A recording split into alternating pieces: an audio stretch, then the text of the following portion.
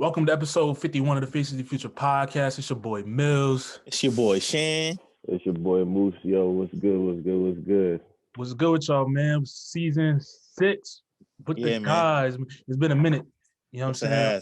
I've been eager. We've been doing a lot of stuff. A lot of stuff has transpired. A lot of things has happened in the news, man. But we back and I'm here to talk about it. What y'all boys been up to though? Chilling, man. 2021. Just trying to get through it. Yeah, nah, I feel you. This shit been wild. Like this first 2 months been wild. Like just with everything that happened at the Capitol. Then you had Shorty with what's her name? The Shorty with the Gorilla Glue situation. Like I forgot about the Gorilla Glue. That's not funny, but that's crazy. No, it's funny because what ended up happening was that apparently some girl ended up trying to put Gorilla Glue on her coochie. I saw a dude trying to put Gorilla Glue on his lips to see if she was making it up or not. Nah, I seen a girl put Gorilla Glue on her coochie. Like she was trying to take turn Gorilla Grip to a whole new level, bro. Like I never seen no nonsense like that in my life. But why though? But why? She wanted that Gorilla Grip. That's why. Like I like don't know. She put it inside or like she tried to close the jaw. Yes. I never seen no nonsense God, like this in my bro, life. I can't. But I'm saying though, that's gonna mess up your insides. I feel like that gonna dry up.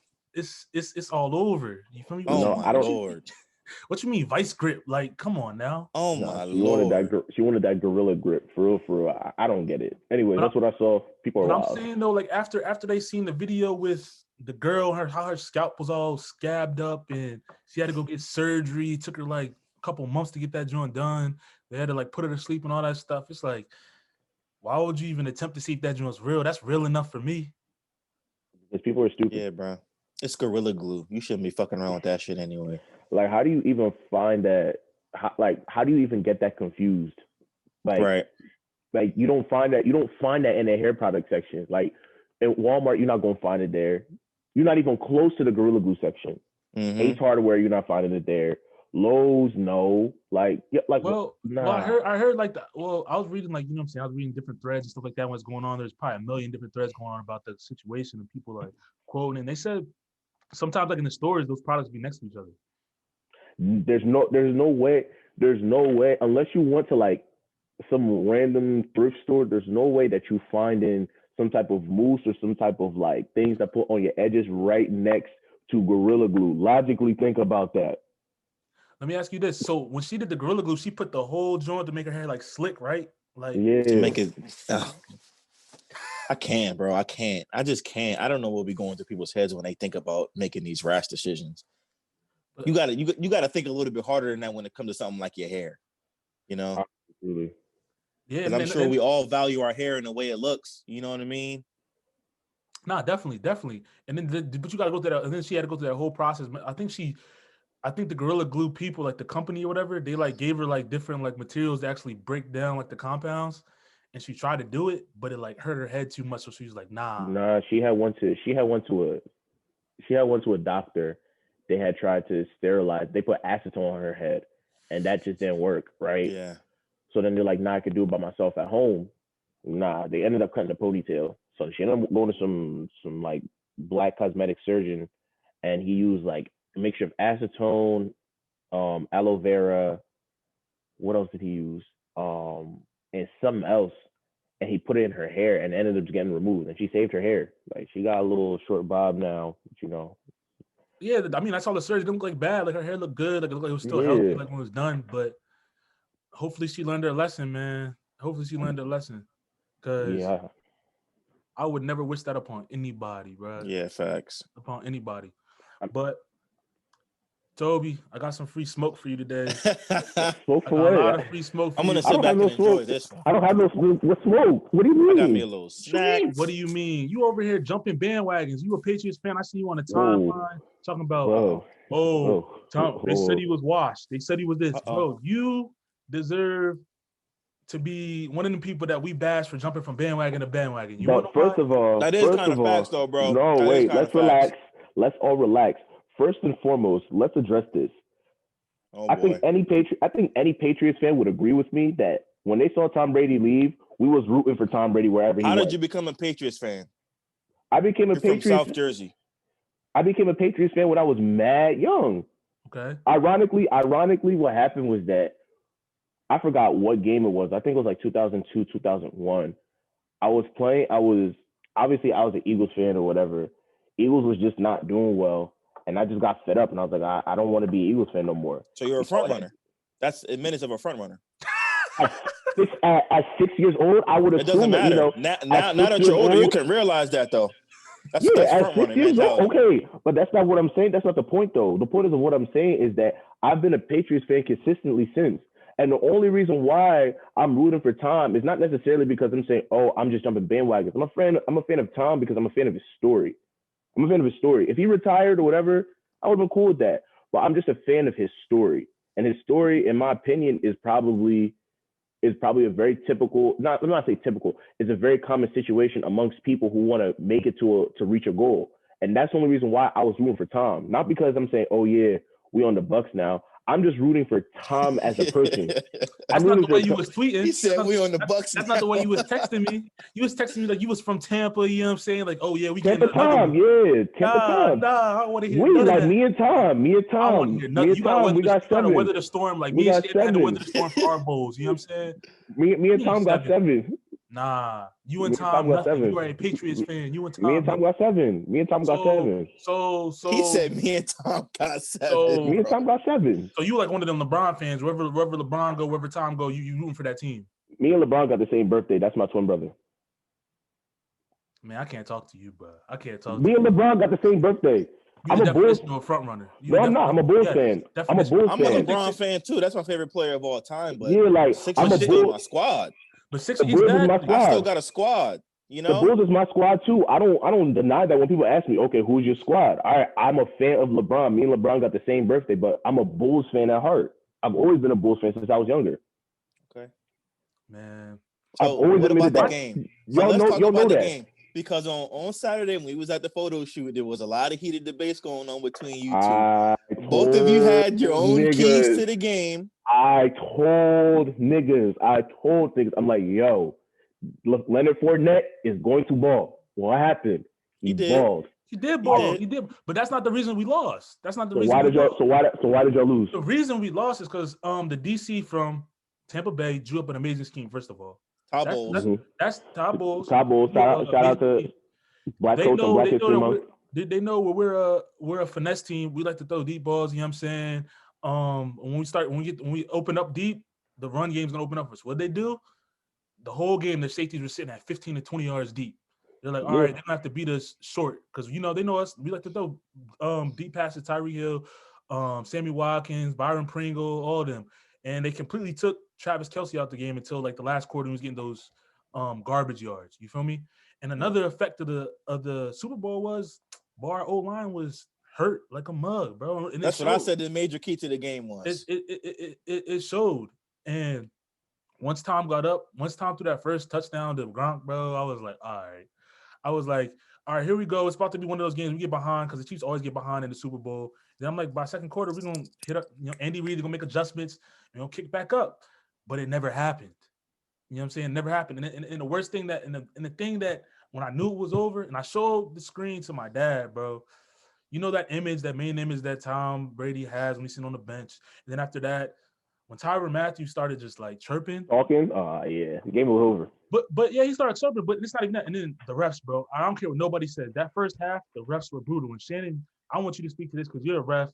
You ref football. What did you think them calls that were happening in the first half, bro? Because that stuff right there hurt my soul, bro. I'm like, bro, Tom's already good enough. You don't need no more help. But when I forgot, you're in the Super Bowl, Tom Brady's playing, they're gonna give him all the help he needs to get to that ring, bro. Let me, as far as referee goes, right, with the way that the referees are assigned in the playoffs, it's not like it is during the regular season where you have your crew that you're with through the entire season. You know what I mean? So it's based off grades. So it's never a normal crew working together. So people have different styles on different crews that they work with. I think that has a lot to do with it. Also, it being the Super Bowl, there's a lot of eyes on you, and I think sometimes you might fold to that pressure a little bit. But some of those calls I thought were extremely questionable, especially the one with when the Buccaneers are going to kick that field goal and they called a neutral zone infraction. Yeah, that was weird. And you give a warning before you throw that flag. You know what I'm saying? That because was weird. You don't want to throw flags. You want to let the players control the game. But I felt like the referees had a lot of influence on that first half. And that one pass interference that was out of the back of the end zone, I'm like, that's an uncatchable ball. How is that a flag there? I'm surprised they didn't pick it up. But I thought there was a lot of questionable calls in that first half. And not even just the pass interference, the holding call when Tyrann Mathieu, when the Bucs was driving down into the red zone, you said we needed to stop because we've been down 14-0. You feel me? And Tyrann Mathieu got that pick. Remember? Yeah, when he got that interception. I'm in the group chat. Yeah, we back at it. You feel me? We back at it. Come flag holding. What do you mean holding? Was that the one on Mike Evans? Yeah, there was that wasn't on. I think it was on Mike Evans, but the ball was that was the one. When the ball got tipped at the line, he tripped where he fell. Nah, the one on Mike Evans was that deep ball where he tripped when he's going deep. Oh no, that was PI. He fell. He tripped him. I'm talking about. The thing with that is it's the championship game, right? You gotta let the players control the outcome of the game as much as possible. The only call that you should be calling to me are the blatantly obvious ones. Dudes in the neutral zone, you give him a warning for that. Yeah. You know what I'm saying? You tell him, yo, back up, man, back up. Next time I'm gonna get you. You know what I'm saying? He'll remember that and he'll back up. You don't just bang him because that's a game-changing play. They scored a touchdown off of that drive. You know what I mean? So that's a fact. When the talk coming into the Super Bowl though was, you know what I'm saying, it was the old school versus new school, passing the torch. That was a big thing. You know what I'm saying? Everybody was looking for the live to the hype. That was gonna be a shootout. You feel me? The way people were betting, all this different stuff. And then to come to find out, bro, Tom's still the top dog, bro. Like every year we learn people that bet against Tom. He reminds us, don't bet against me. You feel me? Yeah. And I mean, one, I got a question for both of y'all. One, how many more rings do you think Tom's gonna get? And two, do you think Patty's gonna get back to the Super Bowl anytime soon? Let me go first, Hope. I got you. I'll say Tom wants to play till he's 45. Yeah. He has 2 more chances to get to the Super Bowl. Point blank, period. I mean, they bring in pretty much the same team back. We'll see what happens with Antonio Brown and Godwin. One of them is going to be back. Maybe not both of them, but we'll see. As long as he's in the league, he's going to have an opportunity to get back to the bowl. He's Brady. And that's just that. And as far as Mahomes goes, I absolutely think he'll have a chance to get back soon. They'll be bringing back most of the same team. I mean, those guys will be a little bit older. Travis Kelce will be 32. I mean, that has an effect, but still you got Andy Reid, you got Eric Bieniemy, you got Mahomes. You're still loaded with talent. They'll make adjustments, and I think this loss will make them even hungrier. I think I don't want to give a definite answer, but if everything were to stay the same now, I could see them going back to the Super Bowl. I see Tom going back to the Super Bowl. I think that Tom, because nobody's going to beat them in the conference. And I think that, I don't see anybody beating them. Drew Brees is retired. I don't see the Packers doing anything because I have my own separate take on Aaron Rodgers and Pat Mahomes, but like I don't think Aaron Rodgers is making it to another Super Bowl. This was his year. This was his best chance. This was his best chance. And now that like you coming back with Brady, who's experienced, he knows the team, and you're giving him all, it's dubs. Like it's dubs for him. So like for them, I think the Bucs are going back to the Super Bowl if Tom Brady comes back healthy because he's getting a minor knee surgery. And if Antonio Brown comes back, and I think he'll probably come back on like another 1-year deal because they're trying to like, how do I say this? They don't trust him yet. So like they're trying to like basically make sure that like they give him another year and he's cool, and then they'll probably give him like if he leaves, he'll probably get like another long-term deal with somebody, probably like a 2-3 year deal. Because if you give him a long-term deal and you give him the money, he's gonna act out again. So I think that he's gonna sign to another 1-year deal. In terms of the Chiefs, I've been saying this, but their window is closing. I really low-key give them another year. I'll give them like another year or two. I'm not joking. Think about it. Because you think about it. They have all these people. They have all their talent is nice. Like you said, Travis Kelce's older. But my problem isn't really Travis Kelce. It's really more so the receivers. Sammy Watkins is hurt all the time. Tyreek Hill is going to want a big deal. Whether we want to admit it or not, he's going to want a big deal. And so you're going to have to still pay all these people. They're still going to have to invest and pay money for an O-line. And so I don't know. Like I think the window is closing. I'm not saying that they're not gonna be able to make it to like a conference or championship game. I still see them doing that. But in terms of them being like a super big dynasty, I don't think it's gonna happen. And I'll even go even further as to say that like I think that without Tyreek Hill, I just think Pat Mahomes is just really gonna be Aaron Rodgers again. Like he's just gonna be Aaron Rodgers. And I don't bro, what do you mean? Like you're talking outlandish right now. How am I talking outlandish? Bro, you saying just Aaron Rodgers? Bro, did you see did you see them throws this boy was making with But that's what I'm saying. But do you the same exact way that we say that about Patrick Mahomes, we say the same thing about Aaron Rodgers. Aaron Rodgers went, and this is why I said Pat Mahomes is obviously better than Aaron Rodgers. But what I'm saying is that the problem is the same exact thing that happened with Aaron Rodgers.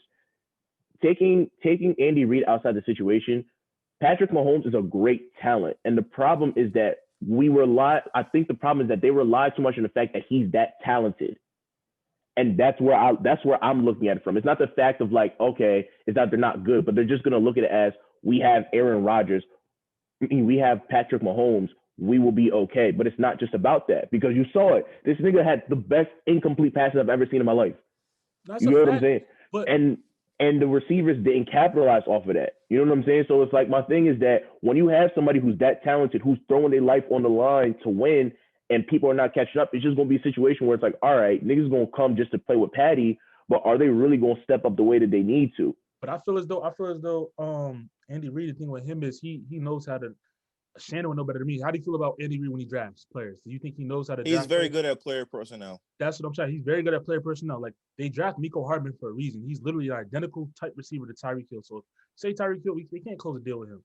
They got someone that's a similar type receiver to him that's right there in the shadows waiting for that opportunity. You feel me? And you've seen Mecole Hardman had big playability. Yeah, it was like probably the first time him and Byron Pringle like being targeted receivers in the Super Bowl. But they're only going to grow. They're very young. You feel me? Their receiving core is very, very young.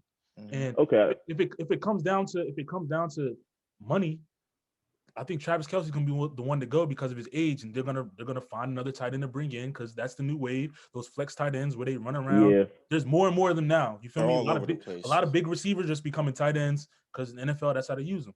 But I feel as though if Andy Reid does what he does when it comes to player personnel, they're gonna be fine, bro. They're gonna. I feel like they're gonna continue to run the AFC West.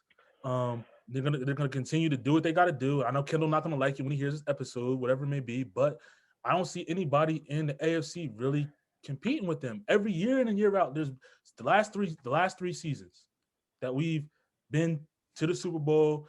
The year prior to that we went to the Super Bowl. We're supposed to go to the Super Bowl, but you know what I'm saying, Tom got his calls like usual.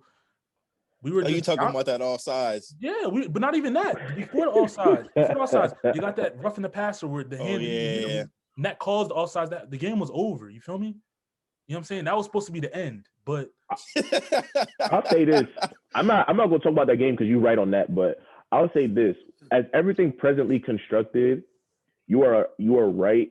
I don't see anybody beating them, but like I think the blueprint is there to beat the Chiefs. It's just all about, like you said, the personnel. Andy Reid is good at picking personnel, but like I said, because the key, like the blueprint is there now, is going to be a little bit tricky. But I guess now my thing is that the way I look at it is, now if everything changes the way that we know things are supposed to change, if Deshaun Watson leaves the Texans and stays in the AFC and he goes to the right team, it's dubs for the Chiefs. Can I just say something real quick about we talk about the money situation with the Chiefs, right? You talk about Tyreek Hill winning the big deal. Patrick Mahomes' big money doesn't kick in for another, I think, year or two. So they still have a little bit of flexibility to be able to pay some guys right now. So, I mean, I feel you on that. But like Mill said, if he does leave, they have Mecole Hardman right there. They still have – their offensive line isn't old. They were just injured. Yeah. They were just injured. You know what I'm saying? They have guys in the right places. I think they might need a little bit of help in the secondary, maybe another corner, or maybe another backer. But I mean, you got a solid defensive line. You know what I'm saying? They just got outplayed. You know what I'm saying? They just got outplayed in the game. Here's the thing. Another thing about the Chiefs defense, you know this, Mills. The game is really, really won in the trenches, bro. It's really, really won in the trenches. So you can see, even throughout the beginning of that game, that Tampa Bay line was just driving back the Chiefs. And you know, once you get to the second, third, fourth quarter, you got Leonard Fournette running downhill. Don't nobody want to tackle that. Yeah. You know what I'm saying? Don't nobody want to tackle that. Brady had that look in his face. He probably had them boys prepared, bro. 2 weeks off to prepare for the Chiefs. And you at home.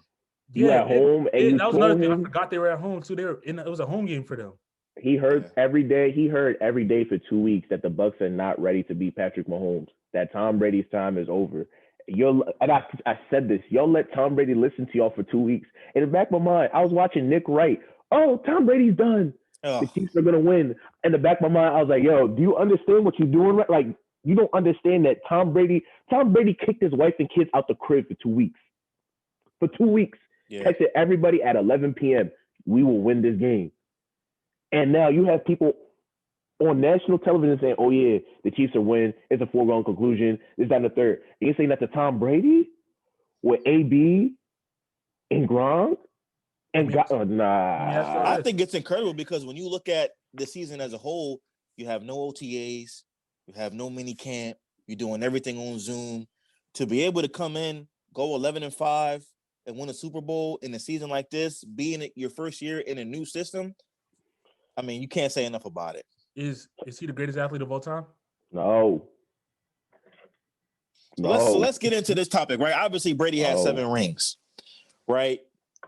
And it always brings up, the GOAT topic. You know what I'm saying? Brady's played in more Super Bowls than most franchises have played, and he's played in 10 bowls, won 7 of them. But it brings up the topic of conversation about GOATs across the sports world. So let's talk about it. So I have a list put together. Okay, so here we go. In basketball, I have LeBron, I have Kobe, and I have Jordan. Okay, Serena, Roger Federer, Rafa Nadal. In football, I have Jerry Rice, I have Tom Brady, and a lot of people say that Lawrence Taylor is one of the best players of all time as well. That's what Bill Belichick says. So we'll put him on the list too. And here's the thing that I wanted to throw into you guys. Oh, we also have Wayne Gretzky in hockey, but he's like undoubtedly the best hockey player of all time. Nobody even argues that. And I think something that we also have to talk about that we don't talk about enough here in this country is soccer players, right? Like Ronaldo, Messi, Neymar. Because here's the thing. Ronaldo has more goals than anybody in the history of Earth, period. And another thing I think comes into effect when we talk about these soccer players is that, like, you look at this, their effect on social media. Ronaldo has 500 million followers worldwide. Tom Brady has 9 million on Instagram. When you put it into perspective. So these guys are really, really world-renowned stars. So when we talk about the greatest of all time, we talk about football and everywhere else around the world, it's Ronaldo, it's Pele. You know what I'm saying? Those are the greatest players of all time to them. So let's talk about it. Who do y'all think? Before we get it, we'll talk about it. Let's talk about it because I got two that you left out, in my opinion. Okay, I was just going based off like a bunch of surveys and stuff that I had seen. Before we get into the conversation, there's 2 more that I want to add. There's 2 more people. You got to add Michael Phelps. You got to add Simone Biles, in my opinion. For sure. You also got to add Usain Bolt. For sure. You got to. Go ahead. So we'll start it off. Like, with all that being said, individually, we'll start off individually before we even get to like adding champions and all that stuff, championships into it. Talent-wise, who do y'all think is the GOAT? Men and women, we're not going to separate them. Men and women combined. Who do y'all think the greatest athlete of all time is? Just off pure talent? Pure talent. We're not adding pure athleticism. I'm going to go with either LeBron James or Ronaldo. Thank you. If we're talking pure athleticism, Tom Brady's at the bottom of that list of everybody, right? As far as like pure athleticism goes. If we're talking pure athleticism and just athletic ability to probably be able to play a range of sports, I would go with either LeBron or Ronaldo as far as athleticism goes. To speak on Ronaldo, people actually don't understand how ridiculous Ronaldo is. Ronaldo's like what, 6'4", 6'5", and the way that he runs and he plays is ridiculous. I think it was either him or Messi. I forgot what it was. There was a science done where it's like, I think either one of them. I think it was Ronaldo, where Ronaldo runs faster with a ball under his feet than he does without a soccer ball. And to think about that is ridiculous. And then when you even think about things like when they do corner kicks, like when they come up, like I think there was another science experiment done where it's like the physics of how Ronaldo comes and does headers and just how tall he is and just basically his build, the way that he stands up and gets hang time to even hit those headers is not normal for even regular athletes to do. So it's like when we talk about Ronaldo, we see his acceleration, we see how his foot movement, we see how he plays, just even the way that he carries his body when he plays, his agility, all those different things. You could tell that it's a little bit different from everyone else because it's like you're playing like that for 90 minutes. You know what I'm saying? And just even looking at that, his talent just affects everybody else. I think when you look at LeBron James, like the reason why we look at LeBron James so much is because his longevity. Like the dude has been playing, I guess, since he was probably like what, I'll assume like 10. 18 years. I mean, in professionally in the league, he's been playing for 18 years, but he's been playing for how long? You know what I'm saying? And it's like he's only had, I mean, at least one major injury that's kept him out of the game. You know what I mean? He's had his back problems, but like he's fixed that over time. So it's like looking at those two, I don't think that there's anybody else like touching those athleticism. Probably I put number 3 is Michael Phelps, and then probably Usain Bolt at 4. Other than that, I don't see anybody else. But I could put Serena up there, but I have a gripe with that one. But I think Serena could play a different sport, in my opinion. Like I feel like if she was taught like how to play what's it called, like soccer or something, I feel like she'd be able to do it. Just like based on how she's built, bro. You see her running around the court, whatever. Like say she could potentially be like a solid like soccer goalie or something like that. Or she could probably hoop. Yeah, or hoop. You feel me? Because I say goalie though, because in soccer, because in tennis you're going back and forth. You can say you're moving laterally. You feel me? That's what you have to do in soccer as a goaltender. I feel like she could. I'm not gonna say dominate because that's a whole different sport, but I feel like she competed at a high level that way if she was taught the right skills. You feel me? But when it goes back to when we're talking about LeBron and Ronaldo, obviously I feel as though they're the top two. It's ridiculous, and I feel like you have to throw Bo Jackson in there too for just talking about Dion. pure athleticism. But I think the top bulge is based off of what we've seen him do as LeBron, bro. We've seen him physically play football and be the top recruit in the country. You feel me? We've seen him play basketball and be the top recruit in the country. And he could have played both. You feel me? He could have played at Ohio State at the highest level, started as a true freshman if he would have went to football instead of going to the league. You feel me? Imagine if he went to college and played football and basketball. Like I feel like the conversation wouldn't even be a conversation at that point. And I feel like LeBron is crazy because of that size. We never seen nobody at that size move like that. Like I'll be telling people like the human body is not supposed to move like that. You know what I'm saying? To be 6'8", 280 and move like you're a point guard, jump as high as he does, is unbelievable. Yeah. And I don't know if y'all saw the game last night, the dunk he had last night, but it's like, dude, how are you doing that at 36 years old with all these miles on your legs? You know what I'm saying? So it's crazy. And something that they say about Ronaldo, that they said when he kicks a ball in the stadium, it sounds like a cannon goes off. Yeah. I want to see him play, bro. Yeah. I want to see him play in person. You feel me? And also when you talk about if we do talk about accolades, right, with people, there's nothing that Ronaldo hasn't accomplished besides a World Cup, but he's won everything else. He's won everything else, and he's the leader in all the top categories and stats. Literally everything. Like every single team he's played on since he's played for Manchester United, which is obviously the most prestigious and what people would sometimes consider one of the hardest in terms of just size and how he is. He played there, and they didn't place lower than third place, I think. Every single team that he's played on since then has not placed lower than third place since then. You know what I'm saying? So it's like he affects the team. Like when we talk about Tom Brady as like a GOAT athlete, like he affects the team in terms of winning. You know what I'm saying? He scored in every single match that he plays. He probably scores in just about every single match. He scores a goal a game. He affects the team in terms of winning. You know what I'm saying? He's won every single accolade, the Bull d'Or. I think I'm pronouncing it wrong. Like you said, Shann, he's won everything except the World Cup, but World Cups are a little bit tricky. So it's like let me ask you this question. Do y'all think that it's unfair to try and compare solo athletes and team athletes? Yes. Because when you look at somebody like Michael Phelps, what does he have? 20-something medals? Yeah, Usain Bolt. 28 total. Usain Bolt, Simone Biles, Serena, Roger Federer, Tiger, you know what I'm saying? That have, double digits in major titles. I think it's kind of hard to compare that to a team sport. It is, because it's like, think about it like this. Team sports are like a car. Like football, it's like you're literally trying to build a car from scratch and trying to get it to point A to point B. You know what I'm saying? So it's like, if you have a bad offensive line, there's nothing that you're going to be able to do. You can finesse it a little bit and you can figure it out. You might be able to throw some screens. You might be able to run the ball if you're a really good like running back.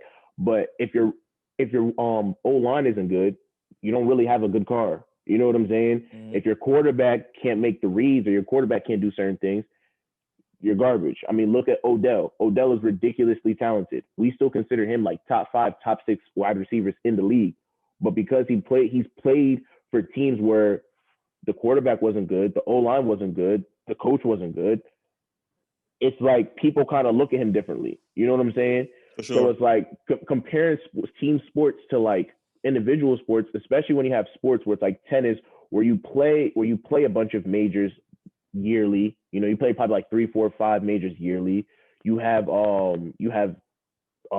golf where you play like 4 or 5 different opens a year. You know what I'm saying? Basketball, you have the best of 7. Granted, yeah, it's one championship, but you still have 7 tries to be good. Mm-hmm. You know what I mean? So it's like it's really difficult to say, yeah, Serena Williams is better than Tom Brady because she has more accolades. But it's like, of course she's gonna have more accolades because it's a solo sport. You know, she's the one who's developing her body, and she doesn't have to rely on anyone else besides herself. And it's just the fact of like the wear and tear that you play for football is going to be very much different than you play from tennis. Like you said, Miles, you move laterally. So it's like the way that you play in tennis, it can affect you, but you getting smacked in the head, getting concussions, you potentially getting tackled wrong, tearing your ACL, like Odell did, for example. Like those things all contribute as to why Tom Brady would only have seven Super Bowls, which is still incredible, just because we know how hard it is just to even get to a damn championship. Yeah, you know that's a great point. All right, so let's separate it then. Before we move on from the topic, let's separate it then. Individually, when it comes to talent and championships, who do you think is the GOAT? If we're just talking about individual, don't include the people that are on team sports, just individual sports. Who do y'all think is the GOAT when it comes to athletes? I mean, that's tough because all the people on that list are incredible, and they were all incredibly dominant. You know what I mean? I mean, we can make arguments for all of them. Who I would go with, I love the Olympians. Usain Bolt was incredible. I mean, I don't know, bro. Usain Bolt was incredible. Simone Biles was incredible. Like, it was a point in time when going up against Usain Bolt, you knew you wasn't going to win. It was a dub. You know what I'm saying? With Simone Biles, you wasn't going to win. She was sweeping every event. And Michael Phelps sweeping every event. And with Simone Biles, they said that she couldn't do some stunt or whatever because it was too hard for the rest of the field to do. So they said they disqualified whatever she was trying to do because like nobody else can do this. It's not fair. So it's like when I heard that, I'm like, yeah. Does anybody else have a rule? Probably go with one of the Olympics. You said Michael Phelps has 28 medals. He has 23 golds, 3 silvers, and 2 bronzes. Yeah, I probably rock with that. He got 23 golds. He was the youngest to ever break an Olympic world record at 15 years old, which is absurd. You feel me? So that's who I'll put as number 1. Yeah, I'm gonna rock with Phelps too. I'll rock with Phelps when it comes to individual sports, and then just my personal favorite, just Tiger, bro, because he literally changed the whole landscape of golf. Mm-hmm. You know what I'm saying? So nobody's ever seen like a talent like that size. You feel me? Playing golf, because before golf was like a finesse game. People, you know, saying you got to hit it the right way. Tiger came in, got his weight up. You feel me? He's like, all right, I'm just gonna do what I gotta do. Beat you. First, he started off as a finesse golfer, and then he got his weight up, started driving further, and just dominated the competition. And I think he was the youngest player to win what's it called when you won all the majors back to back? Grand Slam. Grand Slam. Yeah, so it's like that's hard enough to do because people when you win all majors in 1 year. Yeah, and how hard it is to play golf. Y'all, we've been golfing. You feel me? We've been bro, that's one of the most technical sports ever. For sure. So, for sure. You feel me? How about you, Toby? Who's your? I mean, I'm gonna go. I mean, Michael Phelps is good. Just based on accolades and talent. Obviously, Ronaldo. I put Messi up there as well because I think Messi slept on as well because he's a very, very agile player, and I think that just the way that he moves, he's really, really good. And I just think that for him, he's taken over. He essentially runs Spain. He runs La Liga. Everybody who knows that when you think of La Liga, you think of Messi. So yeah, I have him. I got Usain Bolt up there because Usain Bolt was different. He got bored running. That size. Yeah, he got bored. He got bored. Like my thing is that when Usain Bolt, just really quickly, I think he could break 18 if he really wanted to, but he just never had competition to do so. Like he ran like a 19.91, and that was him slowing down the last 20, 30 meters. If you gave him competition, he's breaking 18. With ease. You know what I'm saying? So it's just, I have him up there. And yeah, those are like my top athletes. I have Serena up there just because she's dominated tennis for so long. And it'll be disrespectful for me not even to put her. It'll be disrespectful for me not to put her there. But yeah, just individuals. Yeah, I'll do that. And then team wise, who's the greatest, you think? Based on championships won, like in team sports, we talking about basketball, football. You feel me? It's Brady and LeBron. Yeah, you got to get a nod to Brady because he got 7 chips, bro. I mean, how the fuck do you argue? He got more chips than every other franchise. Yes, over Jordan. Over Jordan? Yes.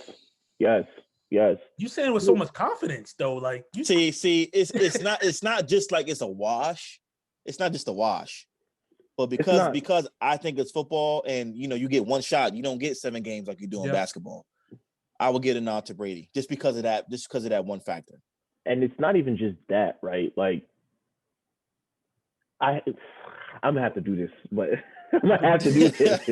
I'm gonna have to do this today, bro. The thing is with Jordan, it's like after you watch the Last Dance documentary and you also like kind of study how the times were for Jordan, it was like Jordan wasn't winning before he got Scottie or Dennis Rodman. He wasn't winning like that. And so my thing is that, he was such a dominant player. Like in terms of just being a force in basketball, he was amazing, but he wasn't winning. He was one and done in the playoffs how many times before he even made it and won a chip? You get what I'm saying? Tom Brady, granted he got in there kind of by luck as well, but like the first time he got in there, he was a game manager, managed them. They won their first chip the first time he started, I think like 2001, 2000 year. So it's like when you look at it, it's like Jordan wasn't winning before he had to go and ask to get other people to come play with him. You get what I mean? So it's like Tom Brady, he played with Bill Belichick, but Bill Belichick was under 500 before he got Tom Brady. So it's like we have to throw respect on Tom Brady's name. And since then, Tom Brady came back, age of 43, and even within those last 5 years, that nigga still has a Hall of Fame career, the last leg of his career. You know what I'm saying? Jordan couldn't come back and do that. You know what I mean? Jordan could have come back. When he tried to come back for the Wizards, he was still good, but he was still average. Yeah, he was a shell of himself. You could tell. Tom Brady, it was just like, it was just the fact of he was at the Patriots. The niggas did not care. And then he went to another team and he was like, yo, I came back. I'm going to win a Super Bowl, and I'm not even going to throw it to these people. I'm going to pick people up, and we're going to win. And that's exactly what he did. I'll say this about your Jordan point is that, he wasn't winning in the beginning, but I look at it as he was going up against the Hall of Fame-led Celtics with Larry Bird, Kevin McHale, Robert Parrish. He had to go up against the Bad Boy Pistons, Isaiah Thomas, and those guys who he couldn't get past those guys by himself, and nobody could. Nobody could. LeBron couldn't get past those teams by himself if he was on the same teams like Jordan were and all that. So I think once MJ got the right players around him, like everybody else needs the right players around him, and whatever team sport you play, I think then you saw how dominant he was able to be in the 90s. No, you're right. 6 chips in 8 years is also very impressive. Yeah, no, it was defeated good in the chip. Yeah. My problem with it wasn't necessarily my problem with Jordan arguments isn't necessarily the fact of like, it's not the fact that the stuff that he did wasn't great. It was the fact of you have to also understand the story. Like with Jordan was probably the single-handed reason why basketball became a global thing the way that it did. You get what I'm saying? It's like when we were playing, like, people were playing, but when Jordan came into the game where he had his finesse, obviously when Nike signed him and then he made his own sneakers, stuff like that, it's like you saw the different types of marketing. You saw how everything was coming together at that time. He was kind of growing the same way the world was growing, and because of that, it kind of put him into a light where it's like people can't really be mad at him because it's like everybody loves sports. You know what I'm saying? The sports world is growing differently. You know what I'm saying? Marketing and all that different stuff. So it's like the way people are going to love him, they're going to love him just because he's growing with the times, and we were all attached to him in a certain way. You know what I mean? So it's like when we look at Jordan's arguments, my problem with it was never the fact of what Jordan did wasn't good or anything like that. It's the fact of you have to take in all the other factors that were going in. Now we look at basketball, it's like we love everybody because social media gives us that personal relationship, if you would say, right? When we look at football, everybody has their personality. Jordan was the first guy I felt like you saw his personality when he was playing. You saw his personality outside of the game. You know what I mean? He was the face of the league, like an official face where they threw money at him to do all these different things. That's why people love Jordan and defend him the way that they do. So that's why it's like I'm not mad at the Jordan takes. I just think that people don't look at it the way that they should look at it. And, all right. So with that being said, are goats made? Are you born a goat? Are you born the most talented? Or are you developed as the most talented? If that makes sense. Are goats born or are they made? Because you got people like you said. If you take Tom Brady and you take LeBron, two different storylines, two different paths, right? One built himself up to be the greatest of all time. I'm talking about Tom Brady. LeBron, he was people quote unquote say he was born with that gift, that talent. He just had to maintain it and reach the heights that the expectations that people set for him. So, what do you guys think when it comes to that? Do you think goats are developed, or do you think that they're just born that way? I think I think it's a little bit both, but I definitely think you born with those qualities, and you just the older you get, you just kind of just evolve, and you just evolve more in those qualities over time. Because I think Jimmy Johnson, the Cowboys coach, had a great quote, and he said, "I don't know what leadership is, but I know it when I see it." You know what I'm saying? Some people are just born with it. You know, it's not something that you can teach.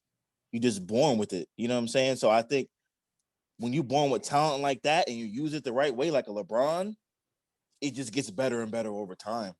You know, because that's just like we say again about his size. That's just God given. You, Yeah, you you can't create something like that. Even like can't I look teach at it. somebody like Cam or somebody like Zion. That's just God given. You can't work out and look like that. You know what I'm saying? You already built like that. You know what I'm saying? Like a Cam or a Zion. You know what I'm saying? That's just God given talent to me. But I think it legitimately is both. You know what I'm saying? And depending on your sport, one is more important than the other. If you play a sport like, let's say, if you play, let's use basketball for example. Basketball, you could be 6'5". We know plenty of people that are 6'5" could start in the league. You know what I'm saying? They'd be a shooting guard. But because they didn't cultivate those skills to be that nice, they're not gonna do it. You know what I mean? They're not gonna make it in the league. So it's like the talent can only get you so far. And this is what Coach Lynch said. Shout out Coach Lynch. Hard work beats talent when talent doesn't work hard. And so what happens is that there's so many people that like who there's certain people that need certain environments to be great, and there's some people that just cultivate themselves to make themselves great. LeBron is one of those people who was already great, and he just needs to cultivate himself to be great. You know what I'm saying? It's the same thing with Tom Brady. Tom Brady didn't have the athleticism, but he had the IQ to make himself better. You know what I'm saying? Then he worked on his mechanics. Then he worked on obviously leadership as well. Then he became the Tom Brady that we knew and love. You know what I mean? So it's like there's only so much. There's a certain amount of talent I think that all athletes have, but it's how you develop it and how you cultivate it. Because if we say now that if Tom Brady didn't have the football IQ that he had, do you really think that he would make it to the league? Do you even think that he would make it past 2 Super Bowls with the after Ty Law, Teddy Bruschi and all them retired? I don't think they would make it to another Super Bowl. You know what I'm saying? So it's like when you look at LeBron, like when he cultivated his body, he worked on his IQ, learned how to be a leader, and learned how to be confident being the best player. I don't think that LeBron is winning. I don't think he's winning another chip outside of the Heat. You know what I mean? So it's like there's so much talent, yeah, that you can be born with. But if you don't know how to cultivate that and apply it to one a changing to how your sports teams change, how now your sports league changes, and how to cultivate it for longevity, you're not gonna be good. So I think it's really both. It's really both, and you have to figure out what is more important and for you to cultivate to make it good. No, I agree. Both of you guys have some good points. Let's get into the Face of the Future song of the day. It comes from a Nigerian artist. Shout out Nigeria, Toby. You know all them people. You know what I'm You know saying? the vibes. I think I'm pronouncing her name right. It's Thames. Is that how you say it, Thames? Yeah, Thames yeah. from her album For Broken Ears. The song is the lead song off the project. I've been vibing onto this project for like a minute now. It's been on repeat. It's one of them. It's one of them albums, kind of like how Blast dropped his joint. It's been on repeat. That her project's been on repeat. It's a lead song called Interference. It's just a good song. So I hope y'all appreciate it. The Face of the Future song of the day is brought by MBT Face of the Future. Check us out on all social platforms. Don't forget to subscribe to our YouTube page at MBT Face of the Future for all our video content on the network. So once again, this is Tim's Interference. Once again, that was Tim's Interference from her project For Broken Ears. Like I said, check us out on all social platforms. And don't forget to subscribe to our YouTube page at MBT Faces the Future. So let's get into a more serious topic. Something that caught like the sports world and not just the sports world, but everybody in general by storm. Chad Wheeler from the Seahawks. Um, the news broke. It was a few weeks ago. Was it in January? News broke. Mm-hmm. And the pictures surfaced of his girlfriend who was brutally beaten by him, and the NFL didn't say much about it. And people were up in arms. One, for the abuse and the text messages that were released saying that he told her he's surprised that she was still alive. It took the Seahawks almost a day to even say a response to it, make a statement. And the statement that came out was half-hearted, saying, "Oh, we hope he gets the help he needs." But when you go back in time and something like this has happened in the past, we use Ray Rice for an example. He was caught on video. He beat his wife, his girlfriend at the time, drug out of thing, got blackballed from the NFL. You have Mike Vick, when it came to dogs, pretty much got blackballed. He got a second chance with the Eagles. But when a guy, Chad Wheeler, a white offensive lineman, does something the unthinkable to a black woman at that, nobody says a word. NFL doesn't say anything. NFL isn't harsh against him. And even a year prior, last season, Tyreek Hill with his son, people giving him a hard time for the way that he handled his children. And we come to find out Johnson also got kicked out of the league for the same thing. We hear this, and what were your guys' initial thoughts? How did you guys feel when all this surfaced? I was like, where's the coverage was the first thing I said. Where's the stories? Where's the NFL statement? Where's the Seahawks statement? Where's all that stuff? Because there was nothing. It was crickets. It was absolute crickets. But when Ray Rice happened, it was all over all platforms, every ESPN channel, ESPN, ESPN2, ESPN News, all that stuff. ABC, NBC. ABC, all that. It was everywhere, all over TMZ. The same thing with the Mike Vick situation, the same thing with the Chad Johnson situation. It was all over the place. And those teams were quick to move on things. Chad Johnson got cut that same day. You know what I'm saying? Mike Vick got cut that same day. You know what I'm saying? Ray Rice got cut that same day. You know what I'm saying? So it was strange, but it's hard to not bring race into the situation when you see shit like that. I wanted to say what I said before Toby goes on his rampage.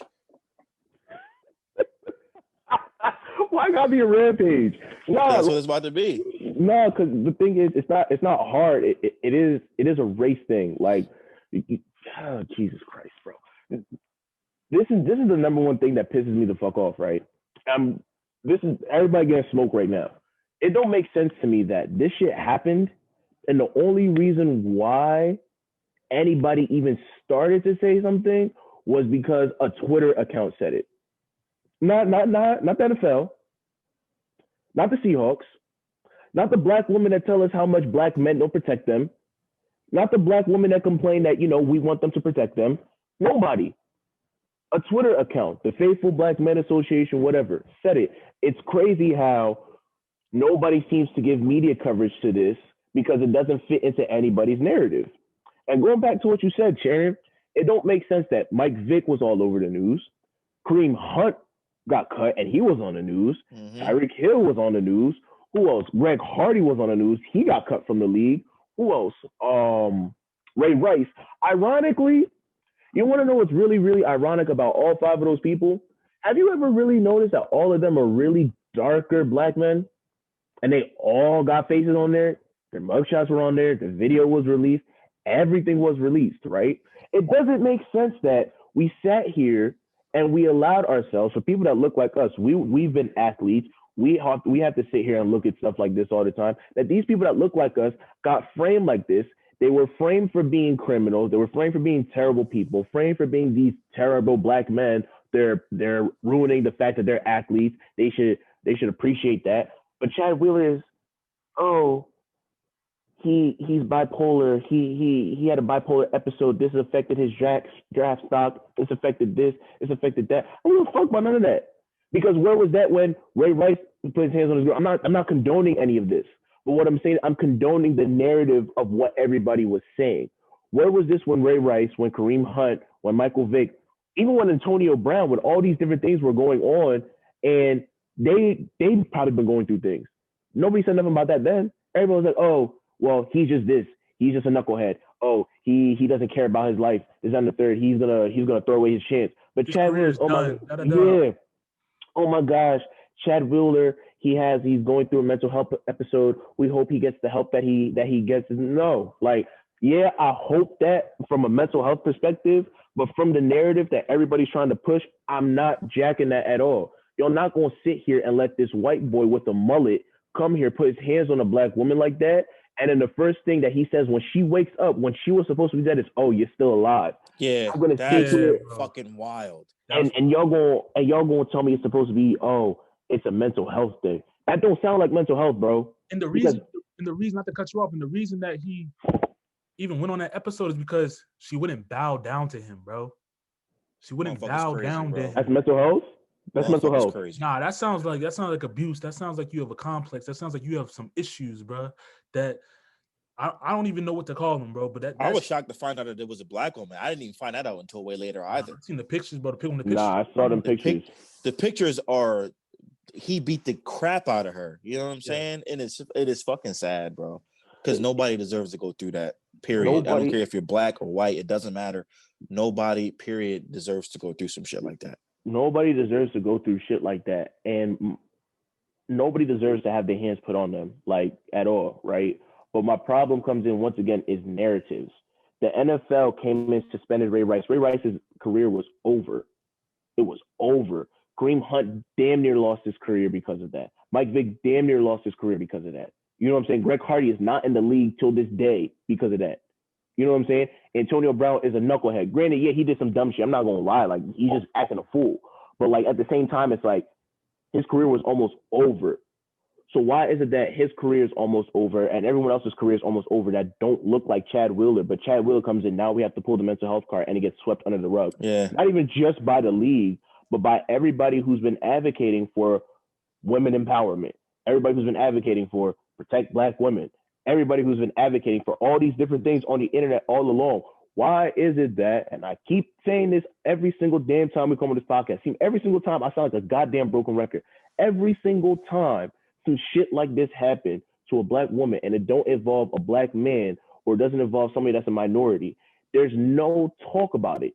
And it gets tiring because it's like, at what point are y'all going to sit here and address the fact that y'all are sitting here pulling shit out your ass to make black men look bad? At what point are you going to sit here and continue to try and make it seem like, oh, we're just trying to address the facts. We just want to protect. If you're going to protect black women, y'all should have been started a GoFundMe. Y'all should have been made this come to the forefront. Y'all should have been did everything y'all needed to do, but y'all didn't. And what's happened? Chad Wheeler is probably going to get a mental health evaluation. He's probably not going to get any jail time. Let me ask you this: Did the Seahawks release him or no? Is he still? Yeah, they released him. They cut him. But something else that bothers me is, like, you haven't heard a peep about it since then in the media period, right? Because I remember when the Ray Rice thing happened, it was on the news for weeks. Then when the video came out, because the video came out weeks after, that was out there for weeks. And then you would even see things like the court hearings. Like, ESPN was covering the court hearings and the depositions and all that kind of stuff, but you don't hear a peep about this stuff.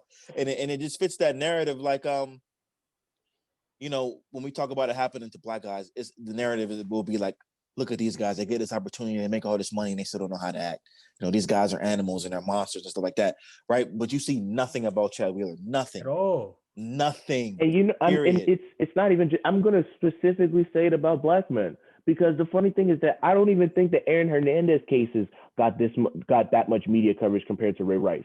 Really think about it. Aaron Hernandez did. Yeah, that was. No, he killed people. Don't get me wrong. I'm not. Yeah, I want to say But what I'm saying, he was out there. But what I'm saying, no, he murdered people. But listen to what I'm saying. I'm saying how it was projected. They weren't giving out depositions. They weren't giving out depositions. They weren't showing that on ESPN. They weren't showing that on major news outlets.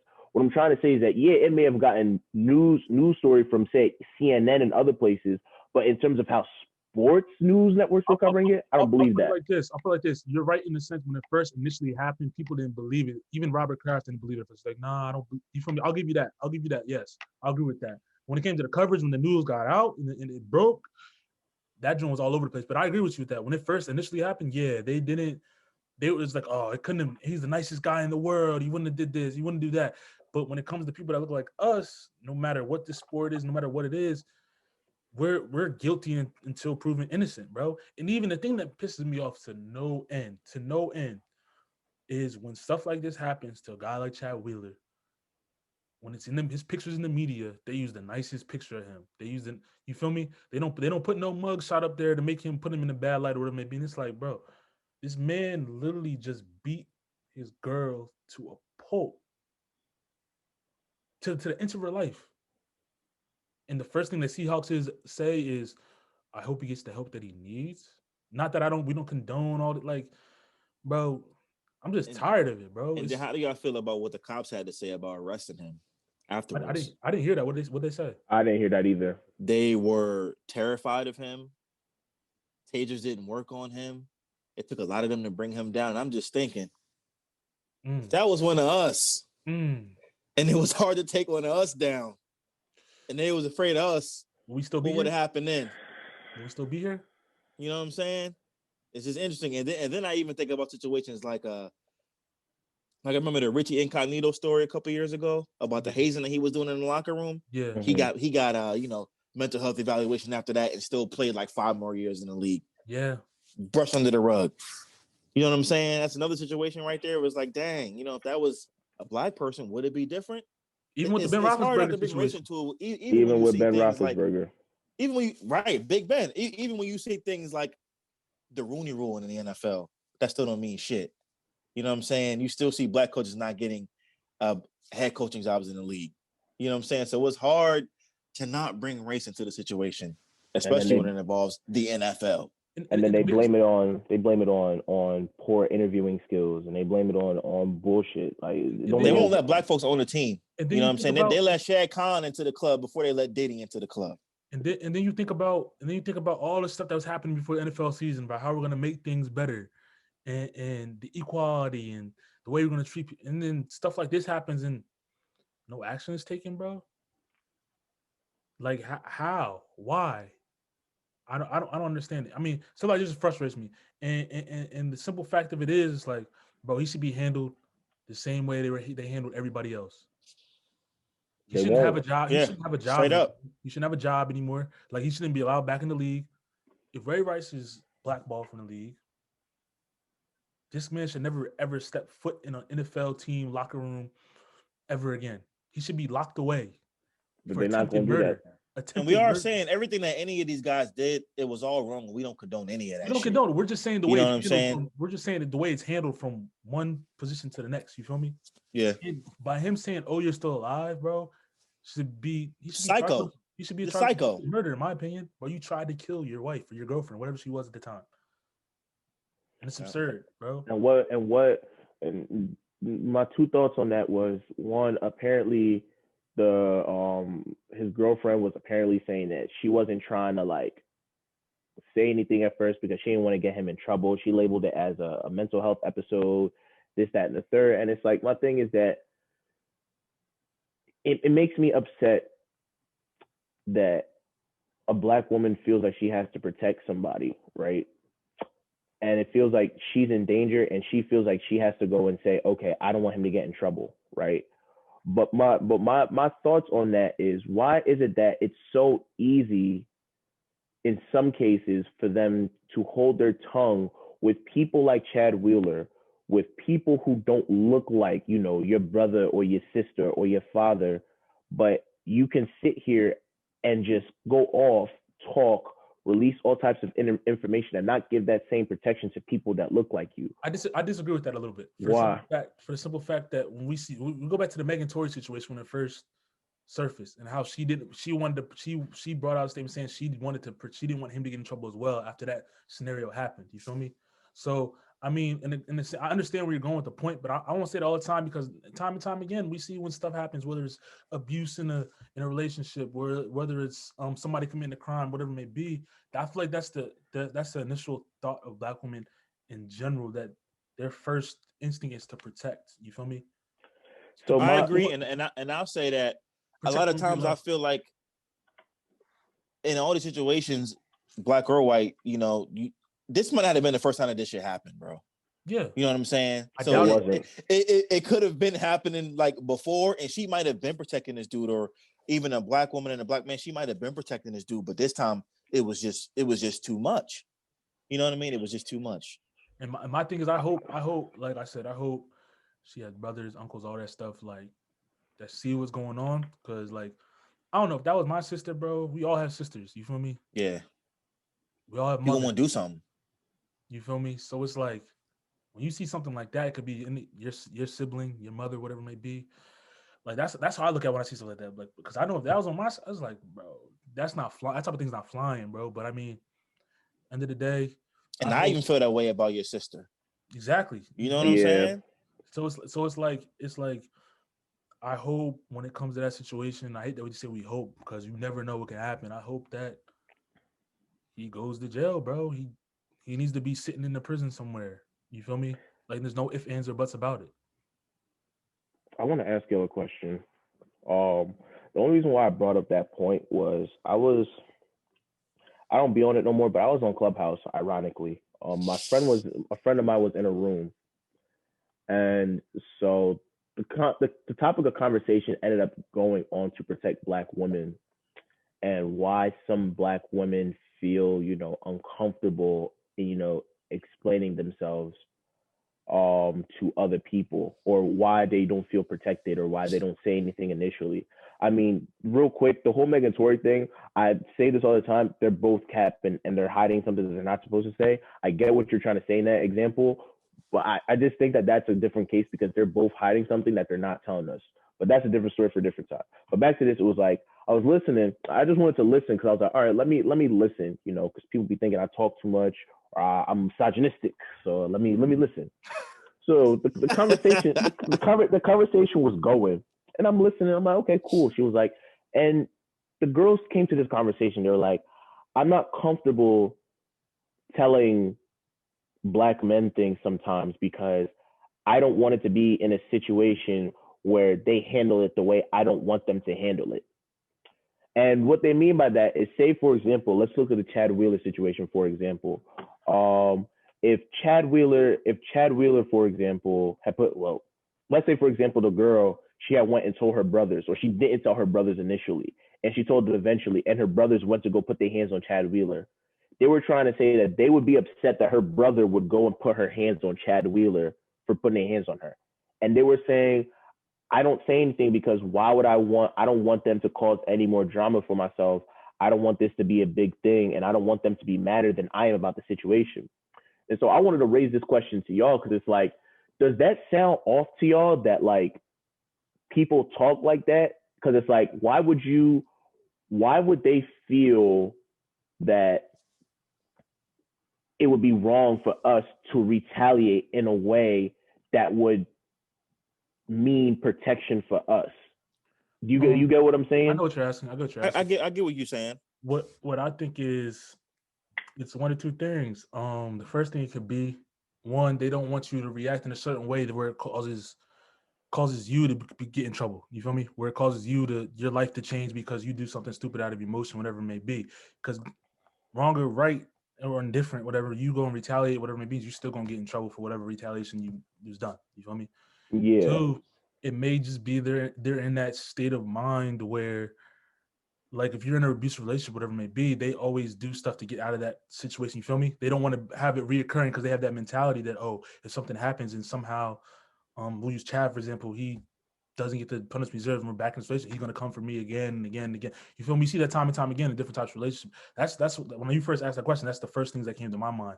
I mean, I don't know how Shannon feels about it, but those are the two things that came to my mind. They don't want to see their loved ones get in trouble, or two, they want to be put in a predicament where something like that can occur again because they quote unquote told.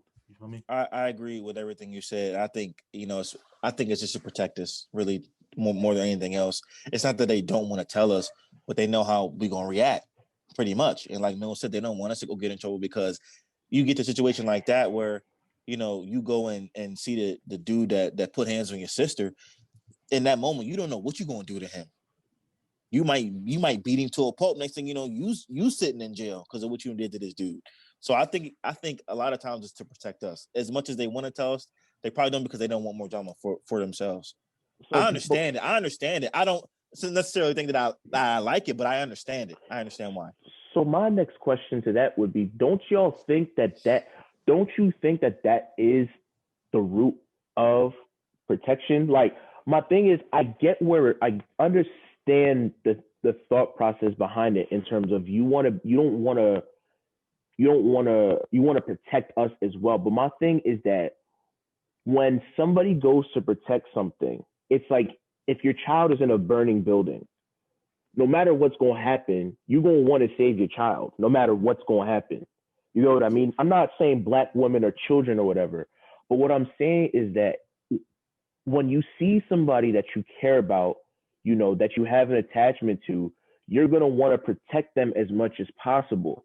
And when somebody, and obviously as guys, like we have that, when you mess with something that belongs to us, whether it's our friends, mother, father, family members, we're going to react, because that puts, in my opinion, that puts us in a place where we may not see them again. And when we look at it like that, you don't want it to be in a situation where your quality of life is harmed.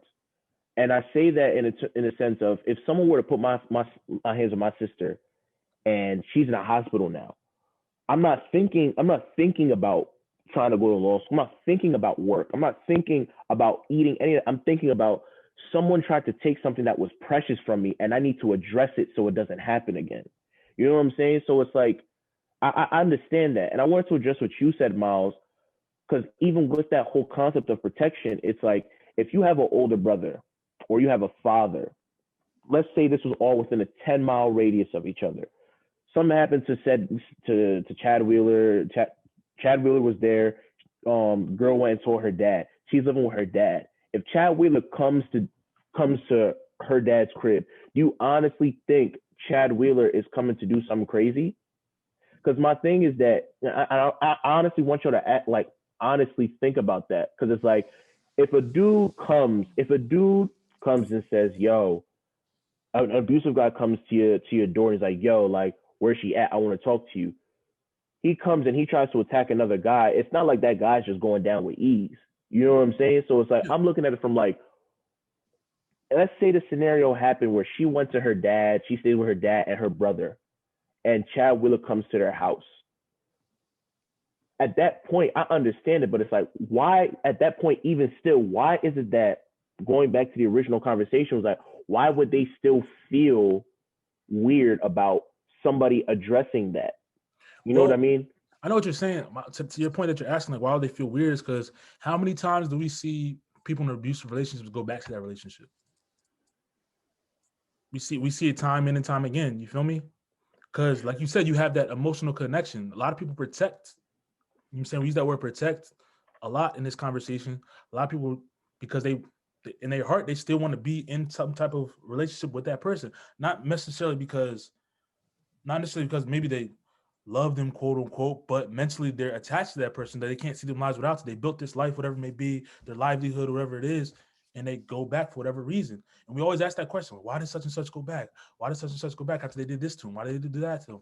It's like, you never can really answer that question unless you've been in that situation yourself. You know what I'm saying? Mm-hmm. I used to ask that question all the time, like, if someone's beating you up or whatever, why are you going to go back? Or why do you go back to that scenario? And it's like, one, maybe it's all they know. What if the scenario is that person changed their livelihood or whatever, they did good, but that's the bad part, is what all we see, but that we don't understand, like, that connection they have, whether it's right or wrong. You feel me?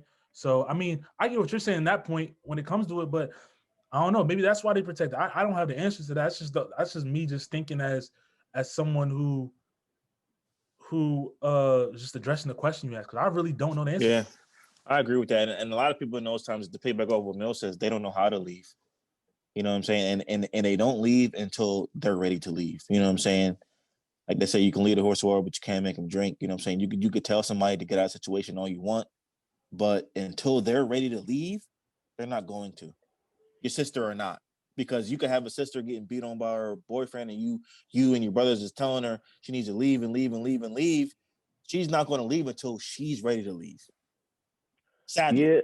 Yeah, no, I get that. I think that you're right on that. It's just, for me, just to close this up, like, I look at it as, when it comes to protection, you want to be able to guard people at all costs. Like for me, like I think this is a problem that I know that this is a really big problem for me is that like when I think of protect, when I think of like my friends, I don't think of my friends as just friends. Like I think of my friends as family. Like I legitimately will go out of my way for you. Like I will drive an hour to come and help you. Like I will go and do all these things. If I'm in the area, I will go out of my way to do these things. Where my problem comes in with it is that going back to that situation is that like at the same time, like looking at a situation like that, and this is not me trying to like, how do I say this? It's not me trying to police anybody or telling people what to do or trying to tell anybody who's in this situation how to live their life. This is just Toby's thought process. That's it. My thought process is if I see somebody I know that's getting abused physically, I'm not letting you go back to that situation, even if you're not even ready to leave.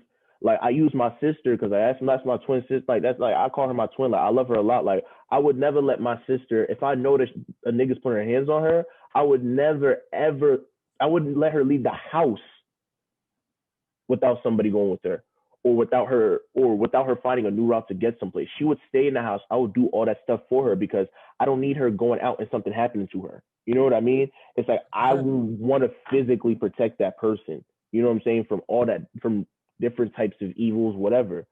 So it's like for me, it's like I don't want it to be a situation where it's like, once again, I'm not telling people what to do, not telling people how to live their life. But it's like I guess for me, like I just always looked at it as protection for me is like it's a serious thing when you say those different types of things, like because you never know what'll happen. And it was just an interesting conversation just because it was like I understood it, but I didn't want to be like, y'all all sound crazy because it's not crazy in what you're saying. But at the same time, it's also like, so how do you get yourself out the situation? That's like, there's no solution for you to just say, this is happening to me. I don't want to tell you because you're going to go and do something, but I don't know if I'm ready to leave. So I'm just going to stay in the middle. Like you're just being stagnant. And then stagnation, yeah. So it's just, I don't know. Yeah, I get it. Just to wrap up the pod and all that stuff. Last thing I want to address is Antonio Brown's comeback story. And even Leonard Fournette, both of them. Like they were getting backlash from the cities that they were in. I want to use Antonio Brown for instance, and always tell like the biggest phrase that I like to tell people is like your life can change in a year. Like you never know what can happen. Because if you think about it, a year earlier, people were saying Antonio Brown's career was done. You feel me? He was doing the rapping, music, had the altercation with his baby mother and all that stuff. You know what I'm saying? Everybody in the league, not even just the league, everybody on the social, sports, whatever it may be, saying this guy's an asshole. He's done. Like he doesn't deserve to play in the league again. And to see him not even just win the Super Bowl, but score a touchdown in the Super Bowl. You feel me? And to see him back on the top, like you feel me, where he was before. What are you guys' thoughts on that? And how do you just feel about that whole scenario? Love it. Good for him. Good for him. I mean, he went through some shit. You know what I'm saying? It might not have been. It probably didn't go down the way he wanted it to, because he got dragged through the media, and then the thing with the civil suit with the woman that was trying to say that he had allegedly raped her and all that stuff. When that came out, it was a bad year for him. You know what I'm saying? He looked like he was going to have an opportunity last year in New England. Then that story came out. Then he gets cut again, and then he gets an opportunity with Brady. And they told him any of that funny shit, you're gone. Point blank. Period. We're not tolerating none of that. And he stayed on the straight and narrow.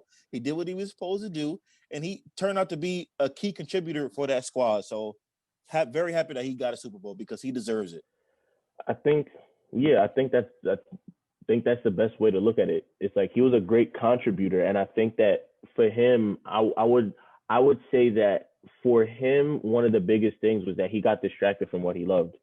You know what I'm saying? It's like when you get distracted, when you on pace, you doing all types of numbers, there's a lot of times where it's like you kind of lose love for certain things. I don't know what happens specifically in the locker room, so I can't speak on that.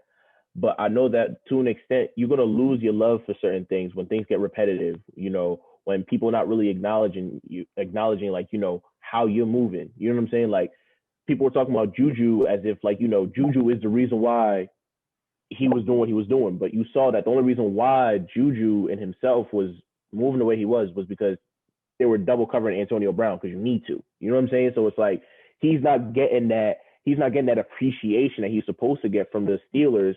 Obviously, and then when things started coming out, people were labeling him all crazy types of things, even him and Le'Veon Bell. But it's like Big Ben, he raped somebody, and it wasn't even like alleged. He did it. You know what I'm saying? He did that, and people just kind of brushed it under the rug. You know what I'm saying? And so it's like for him, I think it's a great story. You know what I mean? I don't know the story of like everything that went on. I've been trying to do my due diligence on it so I understood it. But I mean, for me, it's just like I hope everything ends up well for him in terms of that, because those things are not fun, and it's not good for your life at all. Mm-hmm. I hope everything ends up well for him. But yeah, just I'm happy that he won a Super Bowl ring. Call God. God is the greatest, you know. Like, you know, he wanted to shine and he got the shine. So call One more God. thing I want to say about that is, like, sometimes in life I feel like all it takes is one person to reach you and like touch you and really make you stay on the straight and narrow. And I think Tom Brady for him was that guy. He went out on a limb for him to get him to New England. He got him to Tampa. He said, "You can come stay in my house, you know, come stay with my family."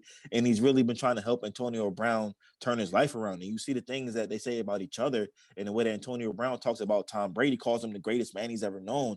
And I think that he didn't want to let Tom Brady down so bad that he really, really like disciplined himself to stay on the straight and narrow. And I think sometimes in life, you need a person like that. And I'm glad that Tom Brady was able to be that guy for him.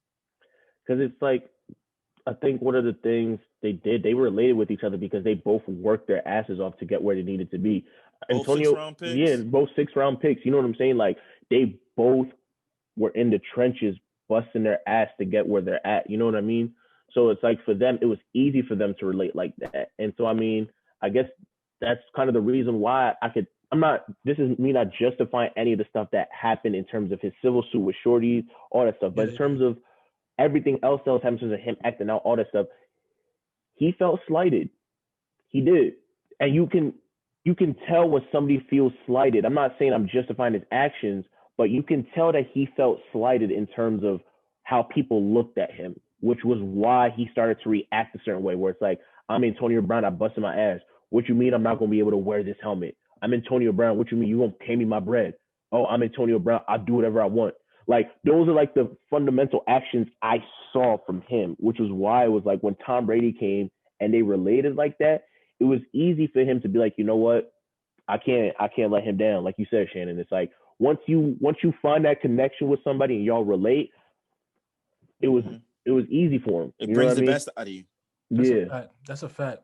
But that's all I got for today, man, with the pod. It was a good episode, man. Glad to be back, yes, sir. man. Yes, sir. Yes, sir. Start with a bang. Like I said, shout out to everybody that listens to us on all the streaming platforms. Shout out to people that subscribe to the YouTube page. You know what I'm saying? If you haven't subscribed to the YouTube page, get on it now. We're gonna have a lot more video content for you, man. A lot more stuff to come, and we're excited for season 6 and the guests we're gonna bring on and the conversations that's bound to be had, man. So that's it for episode 1 of season 6, episode 51 altogether, man. It's your boy Millz. It's your boy Shann. It's your boy Moose. Call God. God is the greatest. Peace.